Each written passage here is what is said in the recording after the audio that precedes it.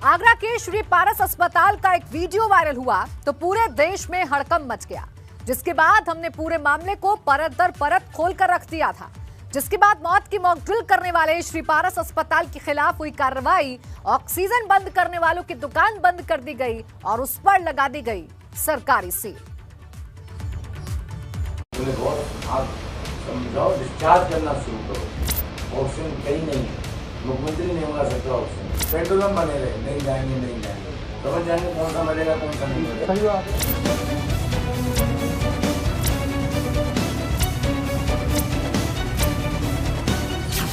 Oxygen बंदी वाला अस्पताल बंद। एबीपी गंगा ने जब ये मौत का मॉक ड्रिल करने वाला वीडियो दिखाया था तो पूरे यूपी में हड़कंप मच गया था, जिसके बाद लगातार इस अस्पताल पर नजरें टेढ़ी हो गई थी और आखिरकार आगरा के श्री पारस अस्पताल पर सरकारी ठप्पा लग गया। मौत का मॉक ड्रिल करने वालों पर कार्रवाई।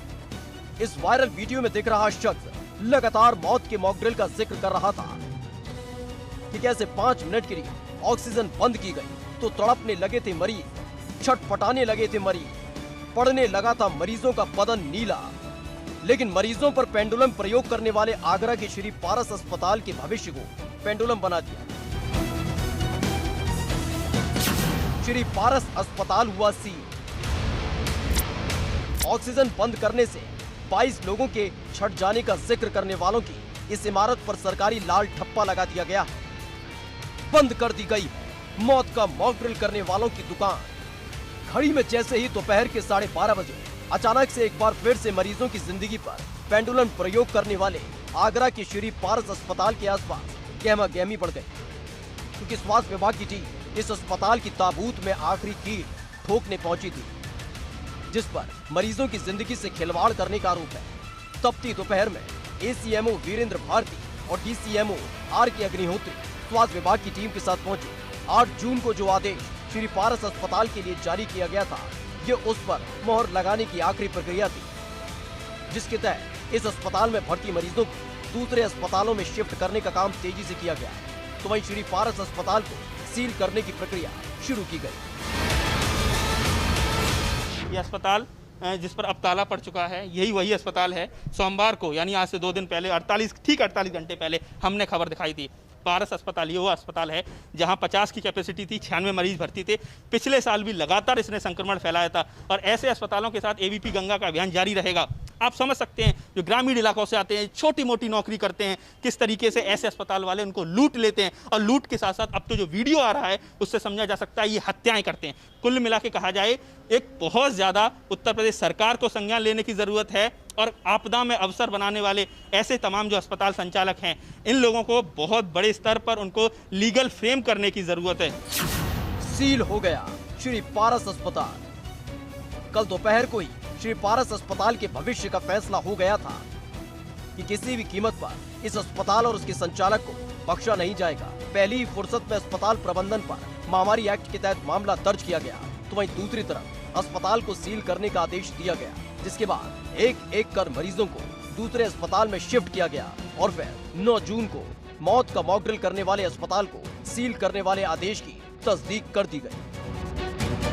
दरियादली कोई नहीं है। कोई भी शिकायत आती है उसमें जांच कमेटी का गठन होता है। जांच कमेटी की जो रिपोर्ट आती है उच्च अधिकारी उस पर संज्ञान लेकर नियमानुसार कार्रवाई करते हैं। तो सर क्या लगता है कि लगातार लोग कह रहे हैं कि जब आपने ऑक्सीजन रोकी है, आप किसी भी जब लोग जिंदगी और मौत से जूझ रहे हैं तो ऐसा प्रैक्टिकल कैसे कर सकते हैं? सर सवाल ये है कि आप ऐसा प्रैक्टिकल कैसे कर सकते हैं? क्यों ना आप पर इस पर 302 आईपीसी सेक्शन के तहत मुकदमा अरिंजय जैन के खिलाफ होना चाहिए। आपको नहीं लगता ये चीजें? और वो खुद वीडियो में उसका कबूलनामा है, एक तरफ से सीधे ऑडियो। आपका प्रश्न अपनी जगह बिल्कुल सही है, लेकिन बिना जांच के कुछ भी कहना इसमें उचित नहीं रहेगा। तो आगे की अगर रिपोर्ट इस तरह की निकल के सामने आती है तो धाराएं बढ़ाई जाएंगी? धाराएं बिल्कुल बढ़ाई जाएंगी। अगर जांच में आती है तो जांच कमेटी जो रिपोर्ट देगी उसी के आधार पर नियमानुसार आगे कार्रवाई अमल में लाई जाएगी। फिलहाल श्री पारस अस्पताल को सील कर दिया गया, तो वहीं लगातार वीडियो के आधार पर जांच की कार्रवाई तेज कर दी गई है। लेकिन सिर्फ अस्पताल पर सरकारी ठप्पा लगना काफी नहीं है, क्योंकि पहले भी श्री पारस अस्पताल सवालों के घेरे में रहा है। लेकिन फिर भी अब तक इस अस्पताल को किसकी बर्दाश्ती से ऑक्सीजन मिलती रही?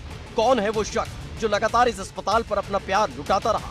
कौन है वो असल गुनहगार जो इस अस्पताल की कार्यस्थानी पर पर्दा डालता रहा? ये तमाम वो सवाल हैं जिनकी गहराई से जांच की जा रही है। आगरा से एबीपी गंगा के लिए नितिन उपाध्याय की रिपोर्ट।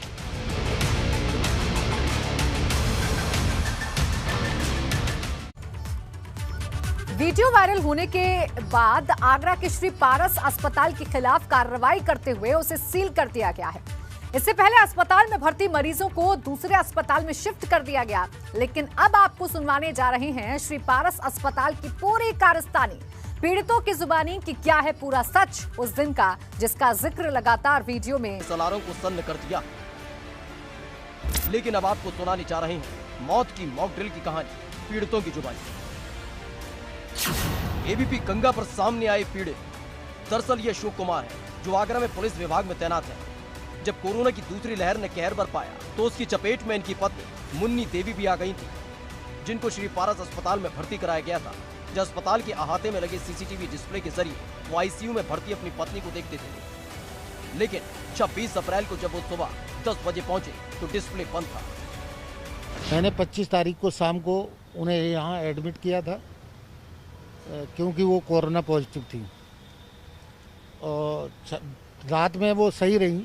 26 तारीख को सुबह 4:30 बजे या 4:45 बजे होंगे, इन्होंने हॉस्पिटल से हमें फ़ोन किया गया कि ऑक्सीजन ख़त्म हो रही है, लिहाजा अपने मरीज को कहीं ले जाएं। तो मैं यहाँ जब आया तो ऑक्सीजन बराबर चल रही थी उस टाइम तक, लेकिन 10 बजे के करीब जब मैं ऊपर उसमें जहाँ सीसीटीवी कैमरा लगा था जिसमें मैं देख रहा था अपनी बीवी को, तो वहाँ सीसीटीवी कैमरा बंद कर दिए गए। यही नहीं, मुन्नी देवी की बेटी का आरोप है कि जब उनकी मां का निधन हो गया और शव को शमशान में ले जाया गया, जहां मुन्नी देवी का शव परिवार वालों को दिखाया गया था, तो शव पूरी तरह से नीला पड़ा हुआ था। इस तरीके से हमसे ऑक्सीजन खत्म होने का जिक्र किया गया था सुबह 4:30 बजे 26 को, तो वो वीडियो उससे कहीं ना कहीं लिंक करती है कि उसमें मिलता है। प्लस हमारी मदर, जब हम शमशान घाट लेके गए तो मेरी मदर की बॉडी भी नीली पड़ी हुई थी। ये आरोप उस वीडियो की तस्दीक करते हैं जिसमें 5 मिनट के लिए ऑक्सीजन बंद करने पर मरीजों के छटपटाने और शरीर नीला पड़ जाने का जिक्र किया जा रहा था। मॉक ड्रिल करी हमने सुबह 7 बजे मॉक ड्रिल हुई, सब दोषी मंदिर, ये किसी पता नहीं, ये मॉक ड्रिल कराई, छट गए 22 मरीज, तुरंत खोल दिए गए। 22 मरीज छट गए और भाई साहब जे मरेंगे। और कितनी देर के लिए मॉकड्रिल करा? 5 मिनट के 5 मिनट में 22 मरीज मॉकड्रिल। नीले पड़ने लगे। ओहो 22 की मॉकड्रिल में 22 छट गए। श्री पारस अस्पताल की कार्यस्थानी की परतें उखड़ रही हैं, जिसमें एक पीड़ित का ट्वीट सामने आया है। अमित चावला की पत्नी और पिता इस श्री पारस अस्पताल में भर्ती थे। ऑक्सीजन की किल्लत होने पर अमित चावला ने ट्वीट 26 अप्रैल को किया था, जिसके बाद रात करीब 8:30 बजे अमित चावला ने दूसरा ट्वीट भी किया था, जिसमें बताया था कि ऑक्सीजन न मिलने की वजह से उनके पिता की मौत हो गई।